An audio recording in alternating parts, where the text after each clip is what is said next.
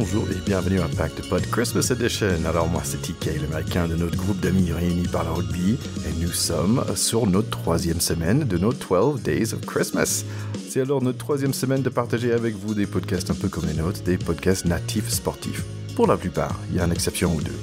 Cette semaine on va parler un peu de rugby, un peu de sport de contact et bien sûr un peu de bière. J'espère que vous aimez bien nos 12 invités. Tous leurs infos sont dans les show notes, sur leur site, leur pod, leurs réseaux sociaux. Et si vous êtes sur les réseaux, offrez un petit cadeau à Pack de Potes. Un petit like, un partage, un commentaire et un review sur iTunes. Allez, bonne écoute à tout le monde et restez jusqu'à la fin parce que la petite chanson commence à être bien sympa. Allez, happy holidays everyone. Bonne écoute. Alors, merci d'être là avec nous pour notre 9e, donc 9th pod of Christmas. Alors, pour être honnête, ça fait un bon moment que je n'avais pas pratiqué le rugby. Ça fait environ 5 ans pour être exact. Et je savais que l'ambiance et les amitiés me manquent et c'est un des raisons en fait que j'ai créé ce podcast. Mais ce que je ne savais pas, c'est que aussi le côté sport de contact, ça me manquait aussi. Grâce à mon podcast sur la perte de poids, un peu plus léger, j'ai pu rencontrer mon coach sportif, c'est Fabrice Macos, et qui, tout doucement, il m'a introduit à des gants de boxe. Et me voici en train de faire mon première année, en fait, de Krav Maga. Donc j'ai pensé, pourquoi pas, faire un épisode sur les sports de combat. Et là, avec nous, nous avons Lionel Froidure, avec son podcast Karaté et réflexions sur les arts martiaux. Salut Lionel. Salut Tiki, comment vas-tu? Ouais, très bien, je te remercie. Donc écoute, première question, normalement c'est pourquoi ce sport-là, mais je sais que pour toi c'est un peu différent, c'est pas juste ton sport que tu pratiques, le karaté et les arts martiaux en général, mais c'est pas juste un sport pour toi, mais c'est un métier et plus qu'un passion que tu partages. Ah oui, tout à fait. Moi, je suis né dans les arts martiaux. C'est comme Obélix, hein. Tu sais, pour les fans d'Astérix, je suis né dans les arts martiaux, mais tous les deux, mes parents sont enseignants et donc j'étais encore dans le ventre de ma maman alors qu'elle était déjà sur un tatami en train de pratiquer. Donc, pour te dire, je suis né dedans. D'accord, d'accord. Et depuis longtemps, en fait, tu travailles dans ce métier en tant que, on va dire, enseignant, c'est bien ça? Oui, c'est exactement ça. J'ai toujours fait, j'ai fait de la compétition et puis très vite, je me suis vu que j'aimais l'enseignement et que j'ai voulu enseigner professionnellement, même en sachant que ça allait être très compliqué parce que le monde des arts martiaux est très compliqué en France pour en vivre. Mais c'était pas grave, c'était vraiment une passion et j'avais la passion aussi d'enseigner et c'est pour ça que j'en ai fait mon métier. Moi, je sais que tu as une chaîne YouTube, tu as un site web, tu as des formations en ligne, tu as plein de choses. Tu fais des tours de la France pour aller dans les dojos différentes et tout ça. Et je trouve ça vraiment chouette de ta part. Mais pourquoi alors tu as décidé de faire un podcast? Alors ça remonte au tout début d'iTunes. Au tout début, iTunes proposait, des vidéos. On pouvait, télécharger sur les iPods, on pouvait mettre des vidéos et cetera et c'était pour moi une façon, avant YouTube, pré-YouTube, de pouvoir mettre des vidéos en ligne et donc des extraits des vidéos que je filmais et puis après, petit à petit, j'ai laissé en plan et puis un jour, j'ai commencé à faire, de longs articles, des blogs et je me suis dit, comme je suis un média, un réel média avec de l'image, avec de la vidéo, il me manquait, une façon de transmettre l'information, c'était aux gens, mais qui n'avaient pas envie de lire, les gens qui n'avaient pas envie de regarder, mais les gens qui avaient juste envie, beh, d'écouter. Donc l'idée de transférer mes premiers articles ou les gros articles que j'avais en format podcast est née comme ça. Voilà. Et c'est plutôt un podcast d'interview aussi, où tu interviews des personnes. Bah, j'ai vu récemment aussi des personnes qui ont fait les JO, par exemple, et des personnes des différentes, pas métiers, mais c'est quoi le mot qui me manque, les différentes disciplines, on va dire, des arts Ouais. martiaux? Exactement et ça, c'est parti il y a un petit peu plus de 2 ans. Je voulais mettre en avant, toutes les petites fourmis qu'il y a à travers, le sport, donc là, c'est dans les arts martiaux, qui sont les entraîneurs. Parce qu'il y existe les grands experts que j'ai interviewés par la suite, mais au tout début, c'était pour mettre en avant, beh, toutes les petites fourmis qui travaillaient, qui faisaient qu'en fait, beh, il y avait des experts après, il y avait des équipes de France, il y avait, des grands champions, mais tout cela, beh, ça partait des petits clubs et des petits entraîneurs et donc c'était leur donner un petit peu les mettre sous la rampe des lumières et partager avec eux leurs problèmes, leurs soucis, leur vision de la pratique et c'est avec, la situation sanitaire que je me suis rendu compte que j'avais besoin de discuter, de rencontrer les gens et même, les grands experts et vu qu'ils étaient très présents, très disponibles, forcément ils avaient plus de stage, tout le monde était à la maison et je me suis dit: «Bon, beh, je vais prendre contact avec eux pour voir, beh, s'il serait pas intéressé pour faire une interview, un podcast, hein, et de faire avec lui, une bonne heure d'interview sur sa vie, tout simplement et de partager non plus le côté technique, mais vraiment le côté humain». C'est super. Et en fait, je sais que toi, tu habites dans le sud, donc tu es dans un pays de rugby et c'est vrai Ouais. qu'on a quelque chose en commun là, cette histoire de grassroots rugby, cette histoire que Mmh. c'est des petits clubs qui donnent, les avenirs. Par exemple, on a parlé l'autre jour avec, mon pote de mon pack, Théo, qui parlait de FC Auch, qui nous donne aujourd'hui, Dupont, Aldrit et Jelonche, qui sont l'équipe de France, qui étaient dans un petit club à Auch, à l'époque. Donc je vois ce lien entre nos 2 sports. Tiens, en parlant de ça, qui est-ce qui t'écoute? C'est qui ton public? Alors, qui c'est qui m'écoute? Ça en général, une belle partie sont des pratiquants de karaté, vu que je suis pratiquant de karaté à la base et enseignant de karaté. Mais vu que j'interviewe, beh, pas que des gens qui font du karaté, mais tous les gens qui pratiquent les arts martiaux, donc des grands experts ou des grands champions ou même de MMA. Donc, je touche à tous les pratiquants qui pratiquent des arts de pied-point, d'arts martiaux, parce qu'on n'est pas en train de parler de technique, mais vraiment de culture et de point de vue et d'humain.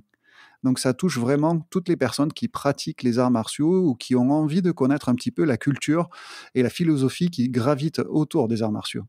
Ouais, et ce qui est intéressant qu'on connaît il me semble, je suis pas vraiment dans ces milieux, je commence tout juste, mais j'ai l'impression, en te connaissant et aussi Fabrice, que en fait, faire des arts martiaux, c'est un peu comme les langues. En fait, on prend une et on apprend une et après on apprend un peu un autre et un autre et un autre parce que c'est bien d'être, polyglotte, on va dire, au niveau des arts martiaux aussi. Oui, c'est très bien et puis c'est surtout qu'on est cousins.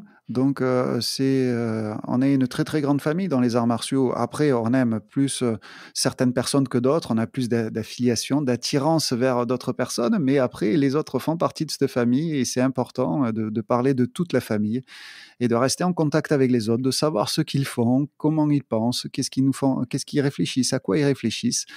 Et c'est pour ça que c'est intéressant parce qu'en même temps, en retour, ça nous fait réfléchir, hein, même si on ne s'était pas posé cette question-là. Et le fait qu'eux se la posent, ben, nous, on se dit, ben, tiens, c'est pas mal, c'est très bien comme idée. Je pense que ça peut être super intéressant et c'est transposable. Ouais, ouais, ouais.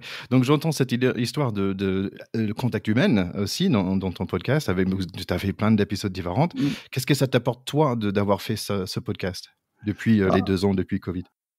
mais pour moi, c'est la chance de pouvoir les côtoyer, de pouvoir les interviewer d'une part, même si je les connais quasiment tous personnellement. Mais déjà, pour moi, c'était aussi le plaisir de pouvoir, les faire connaître humainement. Parce qu'ils sont très connus pour la plupart, mais ils les connaissent sur le tatami, ils ont pas le temps d'expliquer leur vie et c'est pas le moment.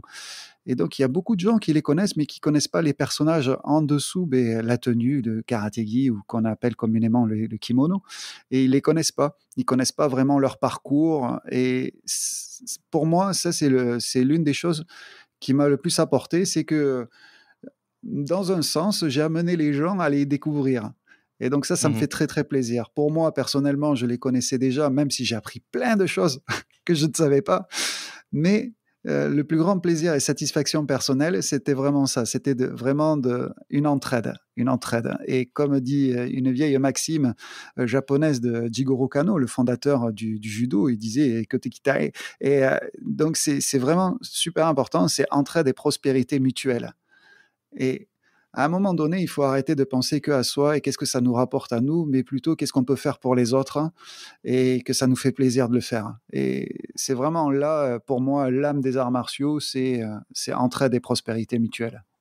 Superbe et j'entends aussi, l'opportunité d'apprendre plus par rapport à l'homme ou femme, derrière le gi, si j'utilise bien le bon mot. Oui, c'est ça, c'est exactement ça. C'est vraiment apprendre à comprendre le chemin qu'a pris chaque expert ou chaque compétiteur. Par exemple, avec Alexandra qui a fait les JO, qui est la seule compétitrice française qui a fait les JO et qui était en kata. Donc, et c'est superbe de pouvoir les écouter et de savoir ce qu'ils ont envie, qu'est-ce qui les ont poussés à aller aussi loin, qu'est-ce qui les motive personnellement et pas juste la médaille, mais vraiment intrinsèquement, qu'est-ce qui les anime, ces Ouais. personnes-là. Et je trouve ça intéressant. J'ai eu l'opportunité d'interviewer plusieurs grands rugbyman et c'est toujours, ouais, je trouve cette question assez intéressante. Mais qu'est-ce qui les fait séparer des autres en fait? Et c'est toujours mental. Ouais. Donc, comme cadeau de Noël, quel est l'épisode que tu peux nous recommander? Où est-ce que je peux démarrer avec ton podcast? Alors là, c'est super compliqué parce qu'il y en a beaucoup, donc il y a plus d'une cinquantaine déjà d'interviews d'1 heure déjà. Mais déjà pour commencer, pour savoir un petit peu où est-ce qu'on pourrait aller, c'est déjà de comprendre, la philosophie dans laquelle je parle et c'est, d'aller voir, le Bunkai et les 6 étapes pour décoder, son kata. Et comme tu sais, le kata, c'est quelque chose qui est pris, par les gens de l'extérieur comme quoi c'est juste un enchaînement visuel, d'enchaînement technique et qui a pas de sens. Et ce podcast, il est là vraiment pour aider les gens à comprendre les étapes pour pouvoir le décoder et pour pouvoir ensuite l'appliquer à 2 et en faire quelque chose de réel et de praticable dans la vie réelle. Voilà. Bah, super, bah, super. Bah, moi personnellement, bah, je suis allé trouver ton podcast parce que j'ai cherché des informations, en fait, sur la Crave parce que bon, enfin, je voulais faire du Crave avec Fabrice, mais je Ouais, connaissais pas trop et donc je suis allé voir, tu avais, 2 épisodes, sur le Crave, ouais. donc j'ai trouvé ça intéressant. Donc j'invite nos chers écouteurs, de si vous êtes intéressés par les arts martiaux en général, allez sur votre plateforme de podcast, pour télécharger son podcast, allez sur YouTube et lui chercher, ou vous pouvez aussi aller sur son site web qui lionelfroidure.com. Merci d'être là avec nous, Lionel. Merci beaucoup Ticket. Allez, est-ce que tu es prêt pour chanter? J'espère.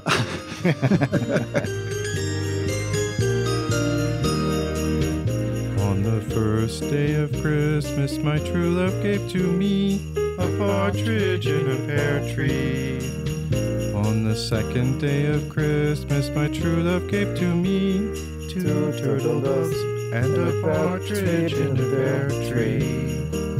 On the third day of Christmas, my true love gave to me 3 French hens, 2 turtle doves, and a partridge in a pear tree.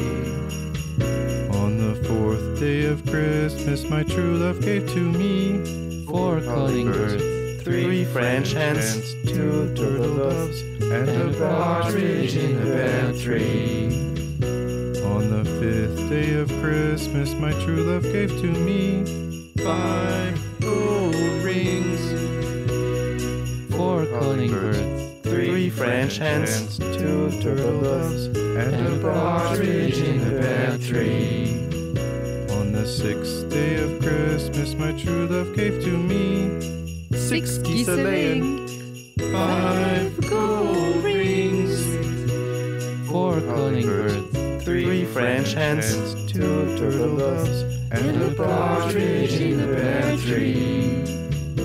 On the seventh day of Christmas, my true love gave to me 7 swans a-swimming, 6 geese a-laying, 5 gold rings, 4 calling birds, 3 French hens, 2 turtle doves, and a partridge in a pear tree.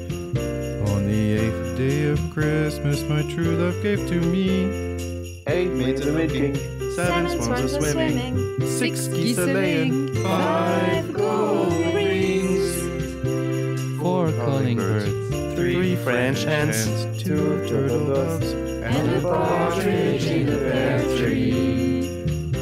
On the ninth day of Christmas, my true love gave to me 9 ladies dancing, 8 maids a milking, 7 swans a swimming, 6 geese a laying, 5 gold rings, 4 calling birds, 3 French hens, 2 turtle doves, and a partridge in a pear tree. Merry Christmas! Merry Christmas, joyeux Noël à tous.